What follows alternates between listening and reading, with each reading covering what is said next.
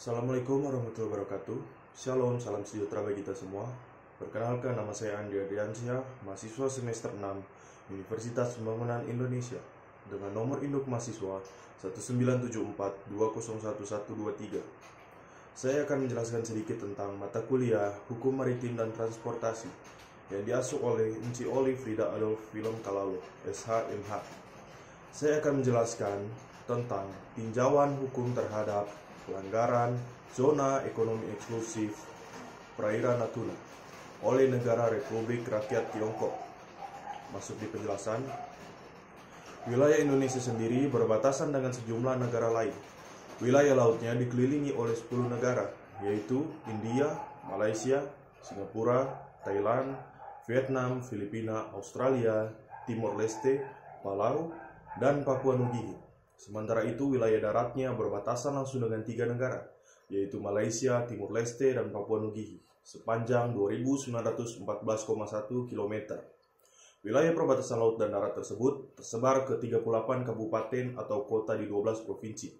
Panjangnya, garis batasan dengan 10 negara tetangga ini di satu sisi dapat menjadi potensi bagi kerjasama antar negara, tetapi di sisi lain dapat menjadi ancaman kedaulatan dan keamanan negara. Masalah kedaulatan wilayah merupakan masalah sensitif.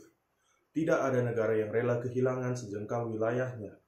Karena itu, masalah perbatasan tidak didiamkan. Masalah perbatasan berpotensi besar menimbulkan konflik. Hal ini sebisa mungkin harus dihilangkan dengan menyelesaikan sengketa perbatasan. Dalam kasus pelanggaran wilayah Pulau Natuna yang secara sepihak oleh pemerintah Tiongkok mengindikasikan bahwa kekuatan dan pertahanan nasional dalam hal kedaulatan negara masih memiliki kekurangan dan celah yang bisa dimanfaatkan oleh negara lain. Di sisi lain, pemerintah Tiongkok juga terlalu percaya diri dengan pelanggaran yang dilakukannya atas wilayah Natuna. Dimasukkannya wilayah Natuna ke dalam zona ekonomi eksklusifnya, Tiongkok memberikan masalah baru kepada Indonesia. Meskipun kasus ini sudah lama bergulir, kasus ini semakin membuat pemerintah Indonesia geram, yakni dengan adanya kapal Cina yang berlabuh dan memasuki wilayah laut Indonesia tanpa izin, serta beberapa kasus pencurian ikan yang dilakukan negara ini di atas perairan wilayah Indonesia. Kasus yang berawal pada tahun 2009 ini, menurut versi Tiongkok, mereka memasuki wilayah Natuna ke dalam peta wilayah mereka, didasarkan pada 9 titik garis atau 9 dash line, yang selama ini diklaim Tiongkok dan menandakan perbatasan maritimnya. Namun, dari 9 titik garis ini, Indonesia tidak mengakuinya, karena menurut Indonesia, hal itu tidak memiliki dasar hukum internasional apapun. 9 titik imajiner itu sendiri merupakan salah satu penyebab munculnya konflik di wilayah Laut Cina Selatan. Klaim ini memancing emosi sejumlah negara yang turut mengklaim memiliki hak di wilayah yang menjadi jalur perdagangan dunia itu. Usut punya usut, klaim yang membuat repot 6 negara ini dipicu kebijakan pemerintahan Partai Kuomintang atau kini berkuasa di Taiwan.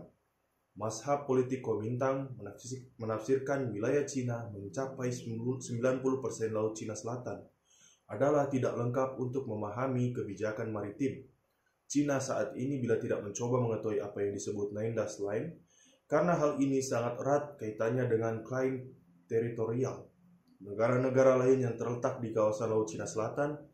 Penetapan 9 garis terputus-putus ini sebenarnya tidak dibuat oleh pemerintah Tiongkok yang sekarang, melainkan telah ada sejak tahun 1947.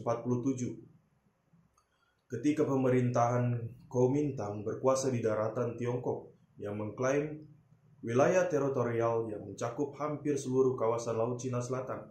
Ketika itu, klaim ini pada dasarnya tidak ada pertimbangan politik dan strategik tertentu, karena rezim yang berkuasa pada saat itu sibuk membenahi keadaan pasca pendudukan Jepang dan juga sesudah itu terlibat dalam perang saudara dengan rezim komunis.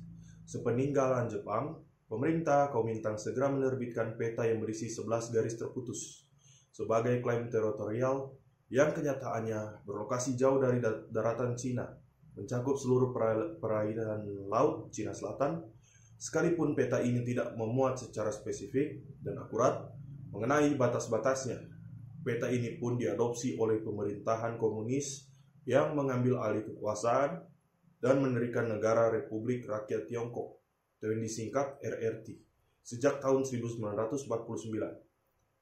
Sejak saat itu, peta ini dijadikan dasar klaim teritorial dan kebijakan politik pemerintah Beijing. Sampai pada era saat ini, suatu perubahan dilakukan pada tahun 1953, yaitu Tiongkok menghapus 2 garis sehingga tinggal 9. Kemungkinan dijadikan sebagai salah satu cara untuk menghindari atau meredakan ketegangan dengan Vietnam sebagai negara tetangga yang dekat pada waktu itu.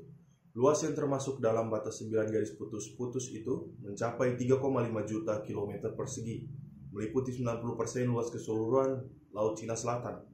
Peta Laut Baru Cina pada awal diterbitkan tidak mendapatkan pertentangan ataupun protes dari negara-negara sekawasan atau berbatasan, karena negara-negara tersebut sebahagian besar sedang sibuk berjuang untuk kemerdekaan nasionalnya dari penjajah.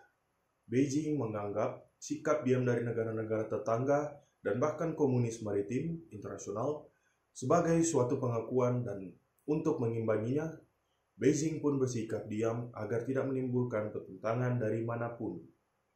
Sekian penjelasan saya tentang tinjauan hukum terhadap pelanggaran zona ekonomi eksklusif perairan Natuna oleh negara Republik Rakyat Tiongkok. Mohon maaf jika ada salah kata atau pengucapan. Terima kasih. Nah, untuk teman-teman yang ingin bergabung bersama kami di Universitas Pembangunan Indonesia, ayo segera daftarkan diri Anda bersama kami di Universitas Pembangunan Indonesia. Terima kasih.